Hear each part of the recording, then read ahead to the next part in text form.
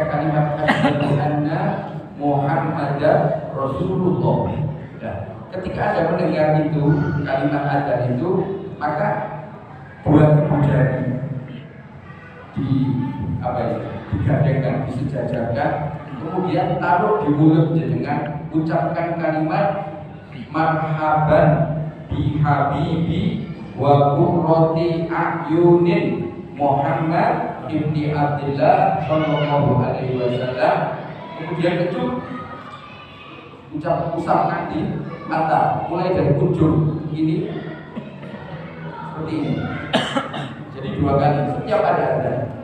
Setiap ada adzan, waktu kalimat asyhadu anna Muhammadar Rasulullah. Nah, ibu jari ini bacakan satu kalimat marhaban bi habibi wa qurrati a'yunin Muhammad ibni Abdillah sallallahu alaihi wasallam. Kemudian itu usapkan di kedua mata seperti ini.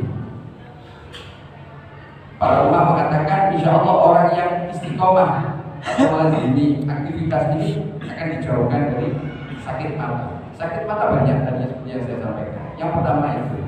Yang kedua, lazimi dengan siwak. Ada 70 keutamaan menggunakan siwak. Salah satunya untuk menyegarkan, menyehatkan dari mata. Loh, apa hubungannya siwaknya dipakai di mulut, di gigi, sampai di mata? Ada saraf yang terhubung itu. Coba nanti pelajari. Tidak saya jelaskan panjang lebar sini. Ini tadi dua. Yang pertama tadi ketika ada kalimat asyhadu anna Muhammadar Rasulullah.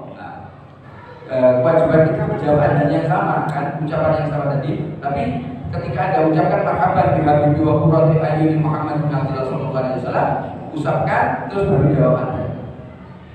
Paham betul? Yang kedua, lazimi siwak dengan cara yang benar. Lazimi siwak dengan cara yang benar. Ada 70 faedah daripada siwak, salah satunya untuk kesehatan ini tadi, termasuk pencernaan dan lain sebagainya. Banyak sekali keutamaannya dari siwak seperti ini. Manfaatnya banyak, tapi sangat berat untuk kita melakukan.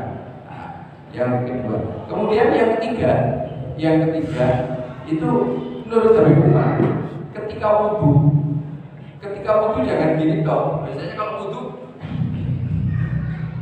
seperti itu, dikepiok ini. Jangan. Ketika air masuk di area wajah ini, ujung mata ini, bagian dalam sama bagian luar kayak dicungkil untuk membersihkan kotoran. Nanti air itu masuk ke mata. Kalau menurut orang-orang yang berkecimpung di kesehatan mata kita itu harus padat, bukan cair.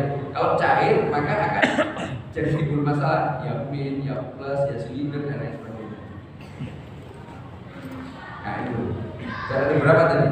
1, 2, 3. Kemudian dari Syekh Muqdor, orangnya dari Pasuruan. Ada salah satu ustaz dari anak saya itu dulu dia pakai kacamata. Sama Syekh Muqdor dikatakan, kamu sakit apa? Kalau nggak salah ada perpaduan antara min dan plusnya di matanya.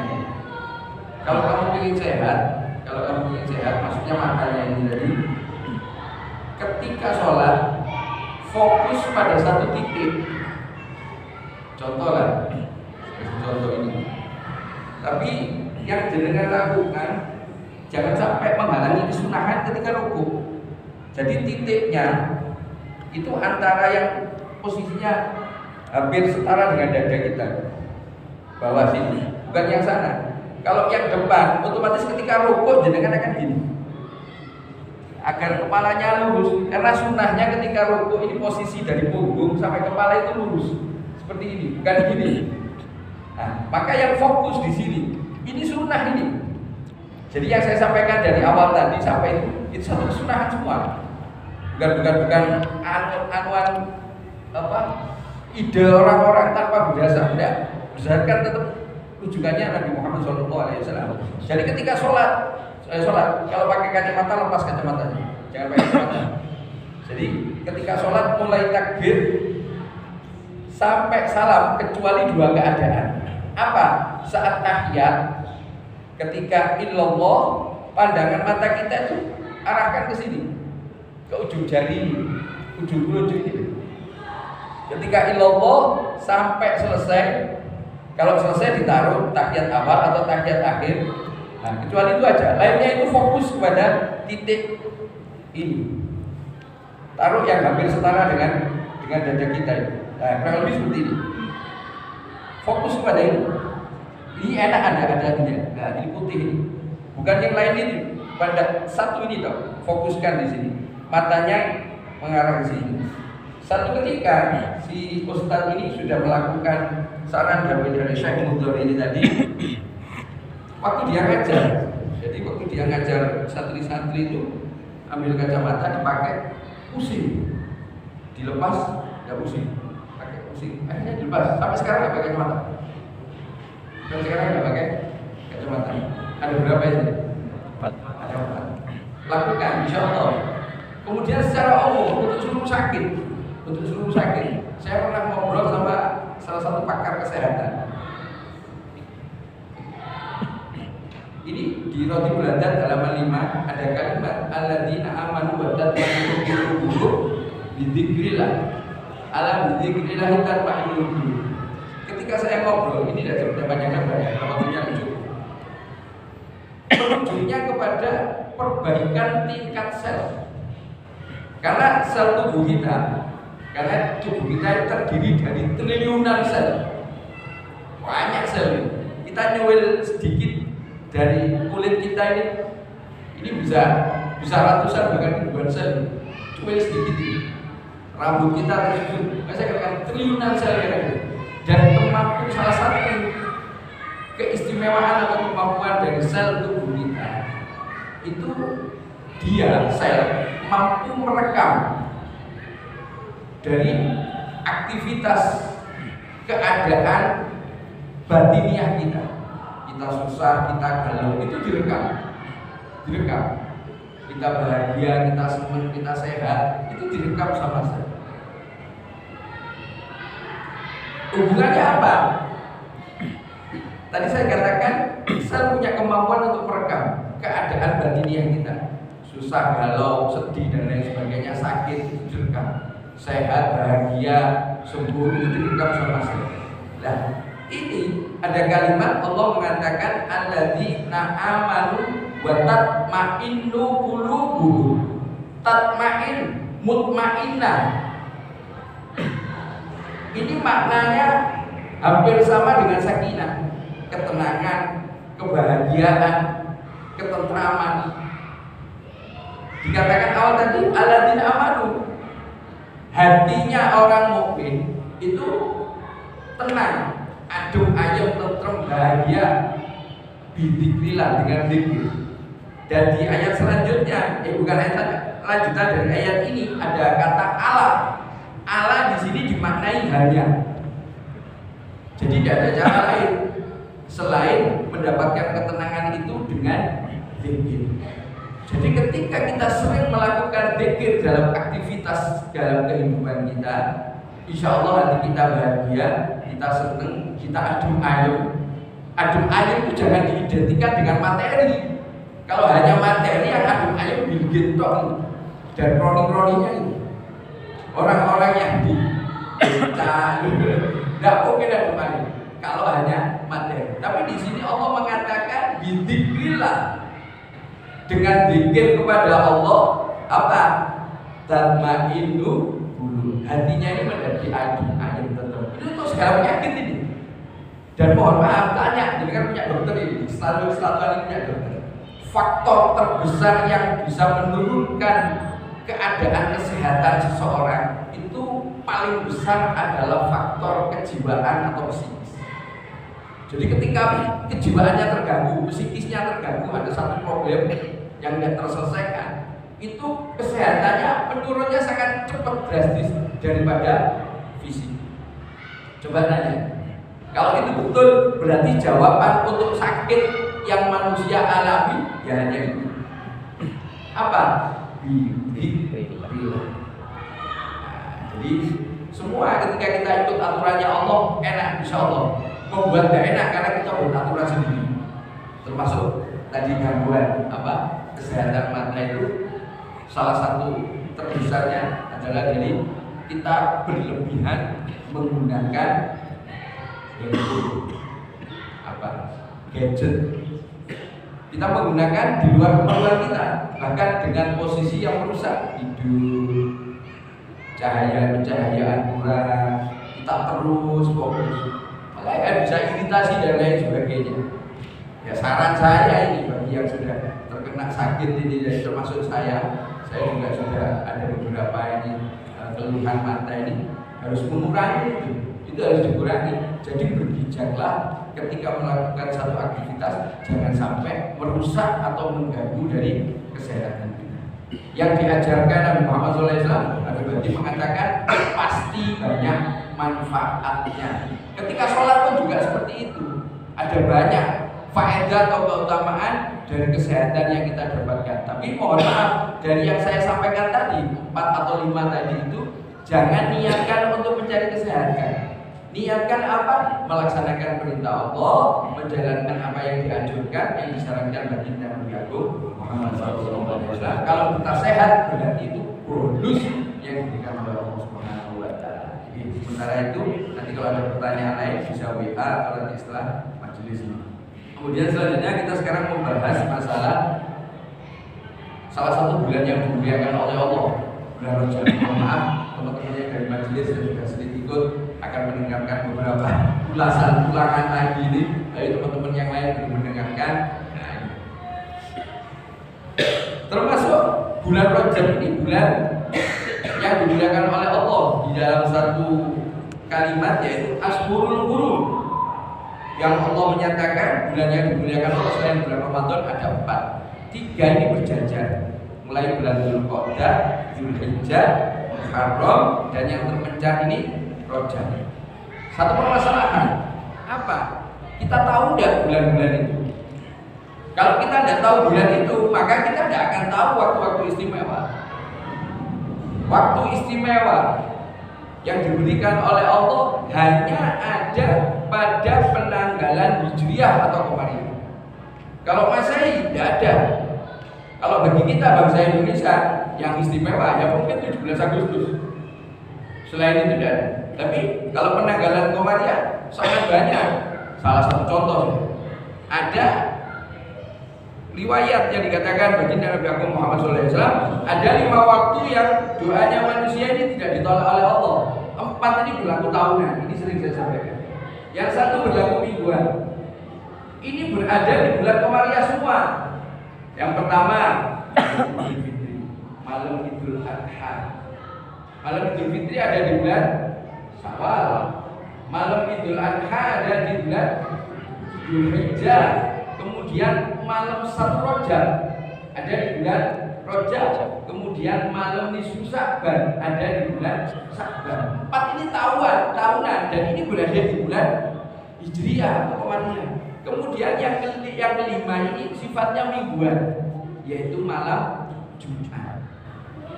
Yang ketika masuk bulan Rajab ini, baginda Nabi Agung Muhammad SAW memperbanyak doa, Allahumma barik lana fi Rajab wa Sya'bana wa balighna Ramadan. Ketika Anda berdoa itu dengan niat itba Rasulillah, yang Anda baca istimewa di hadapan Allah Subhanahu wa Ta'ala. Sering-seringlah. Dan insya Allah malam 1 Rajab tahun ini kita harus waspada, jatuh pada tanggal 31 Desember malam 1 Januari. Yang mungkin sebagian dari kita mungkin sudah punya planning, malam 1 Januari jangan bakar jagung, bakar arang, bakar duit. Ya silakan, tidak ada yang larang. Cuman niatnya dibetulkan, jangan sampai kita rugi. Kenapa? Kalau kita merayakan pergantian tahun, insya Allah bisa dipastikan banyak lalai dari Allah Subhanahu wa Ta'ala. Tahun ini khususnya karena 1 Rajab jatuhnya tepat 31 malam 1 Januari. Ketika Anda gadangan, ketika Anda bakar-bakar, kumpul sama teman-teman, niatkan untuk menghidupkan malam 1 Rajab, yang mana di malam itu doa kita tidak ditolak oleh Allah Subhanahu wa Ta'ala. Dan insya Allah ketika kita mendahulukan malam 1 Rajab dengan aktivitas-aktivitas yang nilainya ibadah kepada Allah Subhanahu wa taala, kita bukan menjadi bagian yang sebagian besar manusia pada lalai menunggu detik-detik jam 12 tet. Ya, nanti ada dor, ya. Terus niup trompet. Anda pikir, Anda niup trompet, Anda nyalakan petasan, manfaatnya apa? Tiupan trompet Anda ganti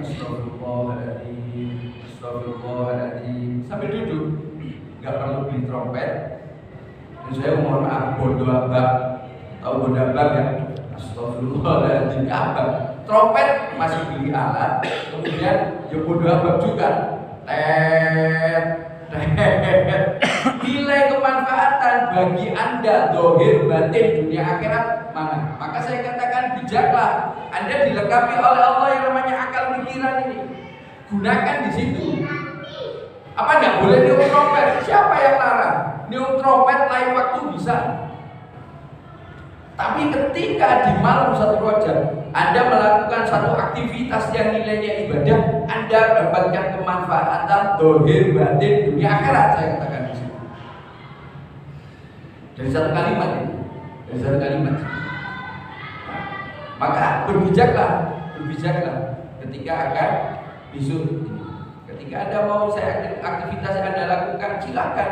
Tapi jangan sampai terjadi satu aktivitas yang membuat Anda lupa, Anda lalai daripada Allah Subhanahu wa taala.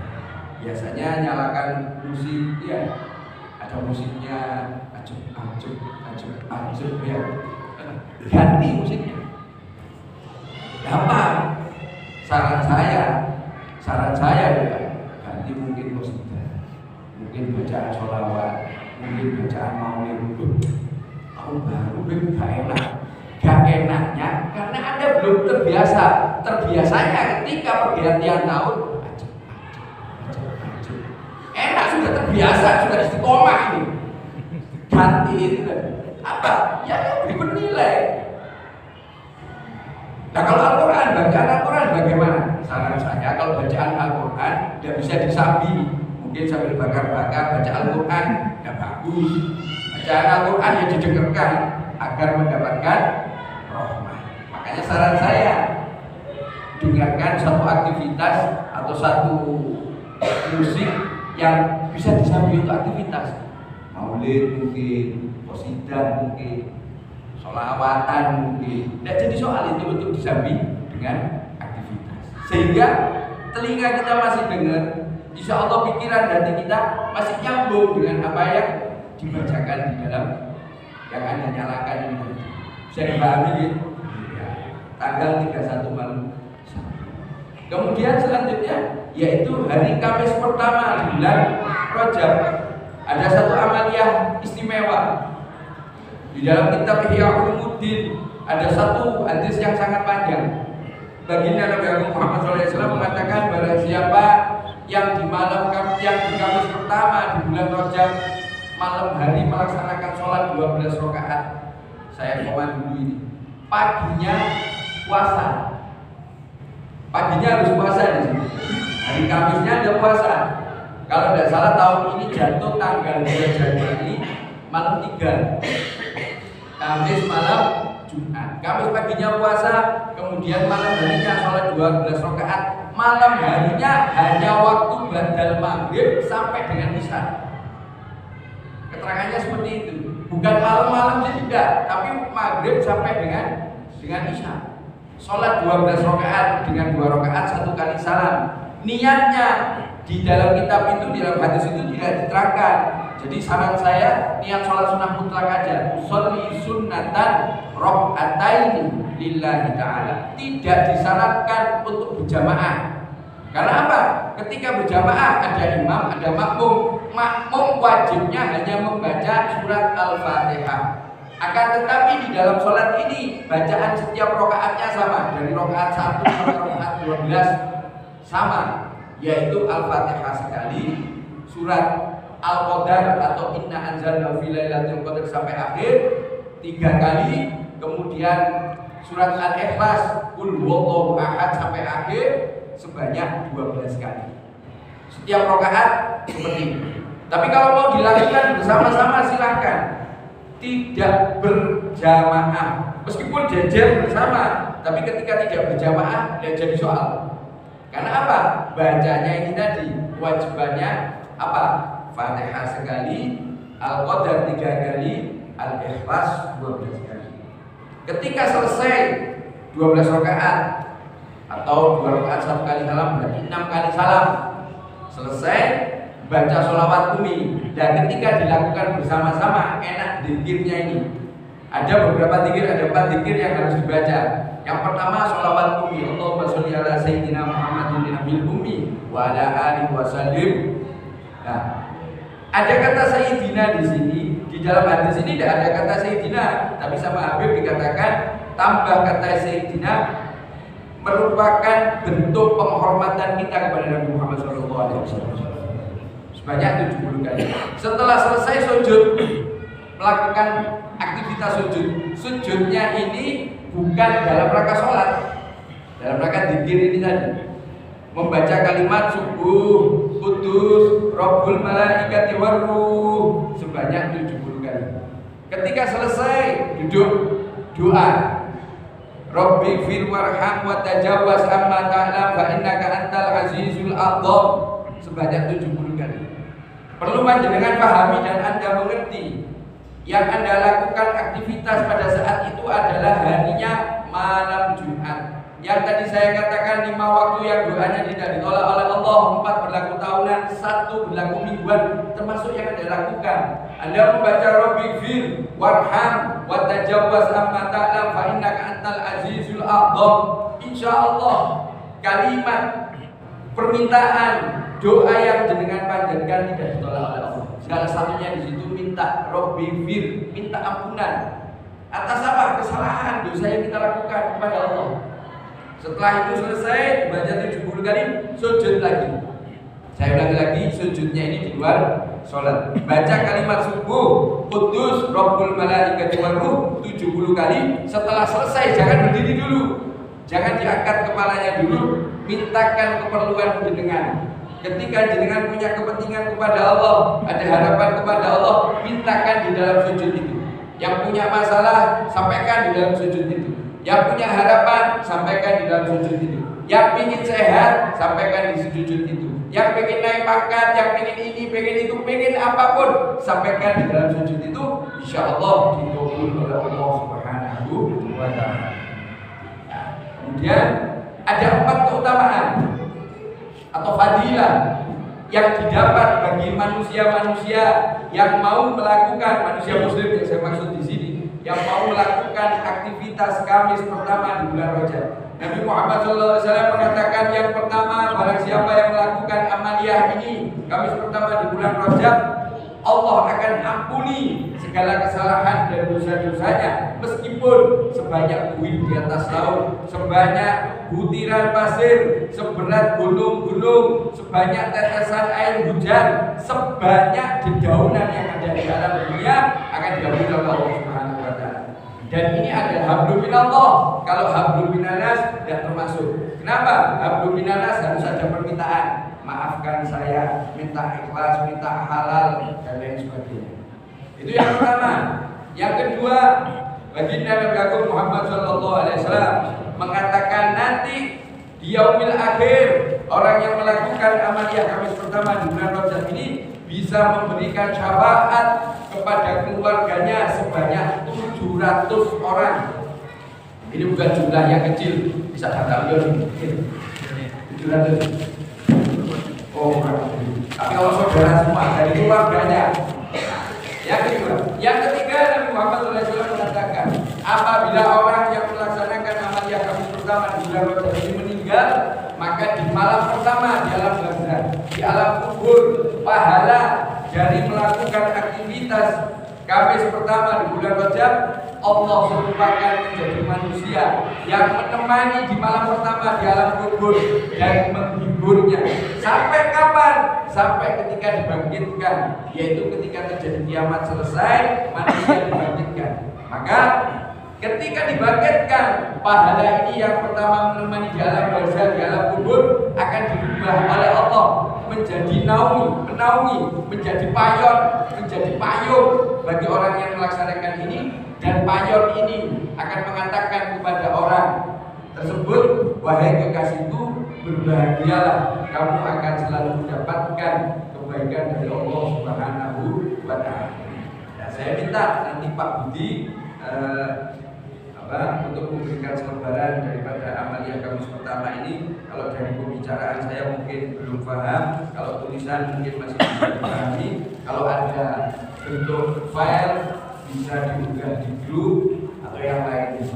Nah, ini kalau tidak punya nanti minta yang punya, teman-teman sudah punya, mungkin Mas Iwan juga punya, minta kopian atau minta sampaikan kepada teman-teman yang lain. Kasihan, tujuannya menyampaikan kebaikan. Perkara dilakukan sama Anda, tidak usah diurusi, nanti di absen, ramahkan. Tapi kalau ada inisiatif seperti itu, asal lebih baik. Tapi ya kalau tidak ya diberi sifat-sifatnya memberitahu. Ajaran, ayo ada amalia ini. Salah satu fadilahnya ini dan ini dan itu dan sampaikan semua. Cuman saran saya, ketika ada tulisan, Anda baca perlahan-lahan. Kita sangat perlu itu. Kita sangat perlu. Karena apa? Mohon maaf. Yang pertama, Nabi Muhammad mengatakan ampunan. Jangan menyepelekan dosa kecil. Ketika dosa kecil tidak mendapatkan ampunan dari Allah, itu bala bencana di dalam kehidupan dunia akhirat ini. Dan jangan kecil hati ketika ada satu perkara dosa besar. Saya ngomong seperti ini bukan berarti wes gak apa-apa nglakoni dosa gede. Kenapa? Allah punya sifat Ghafurur Rahim biru. Ya ora sempat obat. Nah kalau tidak sempat obat, jangan menyepelekan dosa kecil dan jangan kecil hati ketika mendapatkan kesalahan atau dosa besar. Kita tetap masih bisa berharap kepada Allah yang Allah punya sifat Ghafurur Rahim. Yang kedua apa? Yaitu kita bisa menolong keluarga kita, memberikan syafaat, diberi mandat oleh Allah Subhanahu wa Ta'ala kepada 700 orang keluarga kita. Dan ini yang mohon maaf agak penting menurut saya. Apa? Mungkin kita jarang mengingat nanti malam pertama kita bagaimana. Kalau mengingat malam pertama pengantin kita ya mungkin sudah lama ya lali. Kalau yang manten-manten baru ya sering bolak-balik. Tapi malam pertama di alam kubur ini, coba sesekali pikir. Kita berada di satu lubang tanah, ini bukan bunker ini. Kalau bunker bisa keluar, ini tutup. Jarak panjangnya 2 meter, lebarnya 1 meter.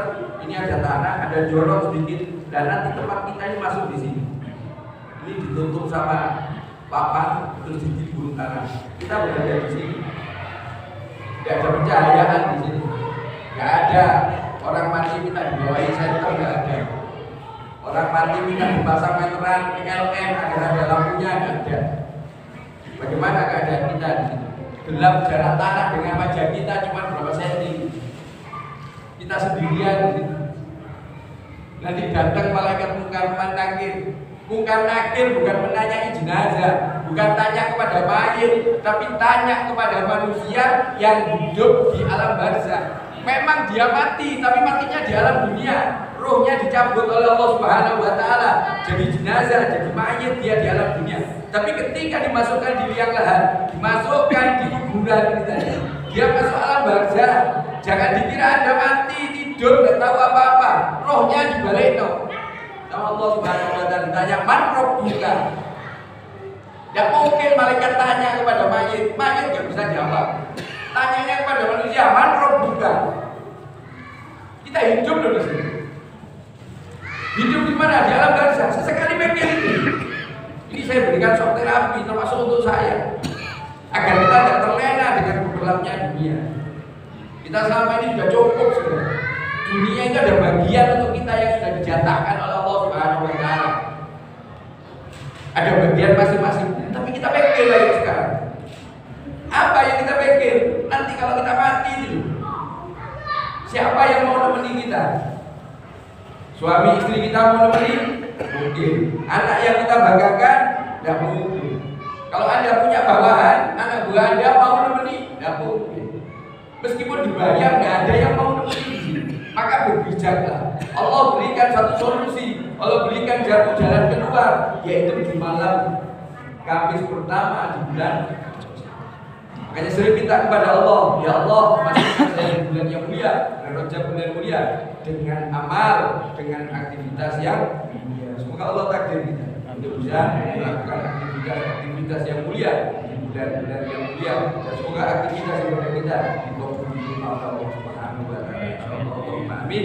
Kalau masih belum paham, nanti bisa sharing dapat WA atau yang lainnya. Nah, ini termasuk undangan ini. Nanti setelah sholat isya, kalau ada waktu luang, mari hadir di Masjid Darul Ma'wa sebelah sana. So ibunya datang. Pokoknya harus ada acara di DE Tekom mesti. Tekom 501. Ya, ini ada undangan ini. Ya, kita akan melanjutkan pembahasan tentang bulan Rajab. Di sini waktunya cukup. Waktunya sedikit. Insya Allah nanti dilanjutkan di sana agar bisa lebih gamblang. Ya. Mungkin ini ada disampaikan kepada saya. Kalau tidak ada kita baca qasidah. Bismillahirrahmanirrahim. Ya alimah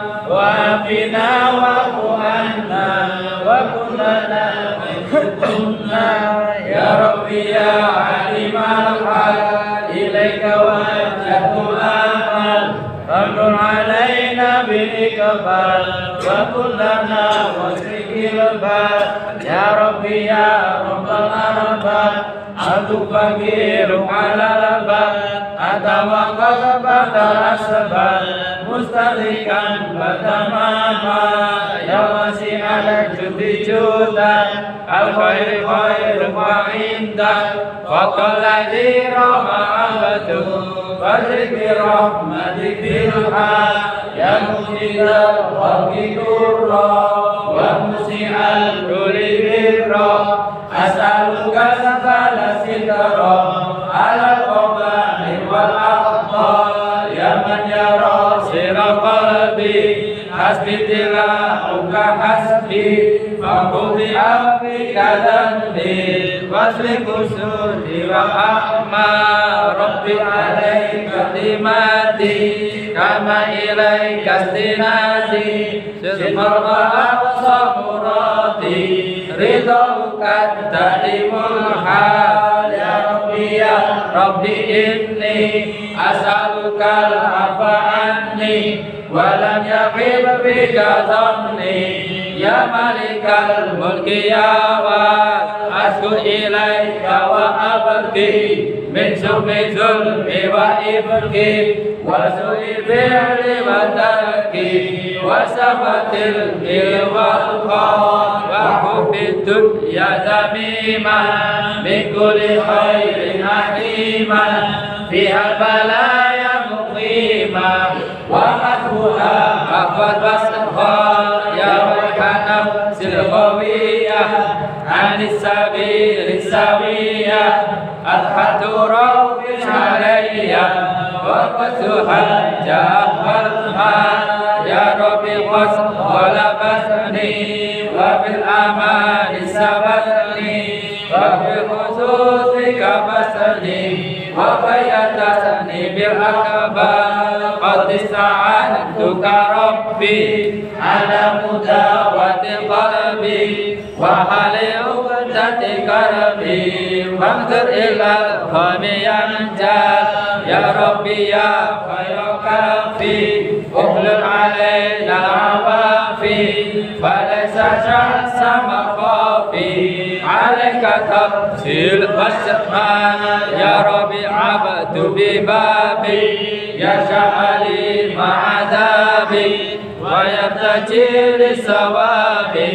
wa khasra lahil hatta wa qad ataka bi uzri wa bi kisari wa faqri fazim bi yusrika usri bi madjudik wal ibadah wa nun alaihi bi taubah tasirhu min kulli hawba washifu min syari awba likulli ma anhu qad hal fa anta maulal mawali al منفرد بالكمال وبالعلا والتعالي على تحضر بالأمثال جدك وفضلك وبرك يرجى وفتح شكر قهرك يخشى وذكرك وشكرك لازم حدك والإجلال يا ربي أنت نصيري فلقني كل خير واجعل جنانك مسيري واهدم بالإيمان الأجل وصلي في كل حالة على مزيل الضلالة من كلم الخجالة محمد هدي الدار والحمد لله شكرا على نعم منه تسرى نحمد سرا وجهرا وبالغدايا والآصال يا أرحم الراحمين يا أرحم الراحمين يا أرحم الراحمين فرج على المسلمين يا أرحم الراحمين يا أرحم الراحمين يا أرحم الراحمين فرج على المسلمين يا أرحم الراحمين يا أرحم الراحمين يا أرحم الراحمين فرج على المسلمين يا ربنا اعترفنا بأننا اعترفنا وأننا أسرفنا على الأذى أسرفنا فتب علينا توبة تغسل لكل حوبة واستر لنا العورات وآمن الروعات واغفر لوالدينا ربي ومولودنا والآل والإخوان وسائر الخلان وكل ذي محبة أو جيرة أو صحبة والمسلمين أجمع آمين ربي اسمع فضلا وجودا منا لا باكتساب منا بالمصطفى رسول محظى بكل سول صلى وسلم ربي عليه عند الحب وآله وصحبه عدد قصصه والحمد لله بالبدء والتنادي سبحان الله وبحمدك أشهد أن لا إله إلا أنت أستغفرك وأتوب إليك سبحان الله وبحمدك أشهد أن لا إله إلا أنت أستغفرك وأتوب إليك سبحان الله وبحمدك أشهد أن لا إله إلا أنت أستغفرك وأتوب إليك Alhamdulillahirrahmanirrahim. Kekurangan banyak kesalahan yang kurang pas menyinggung akibat dengan studio, saya mohon maaf lahir dan batin. Walafu bikum. Assalamualaikum warahmatullahi wabarakatuh. Waalaikumsalam warahmatullahi wabarakatuh.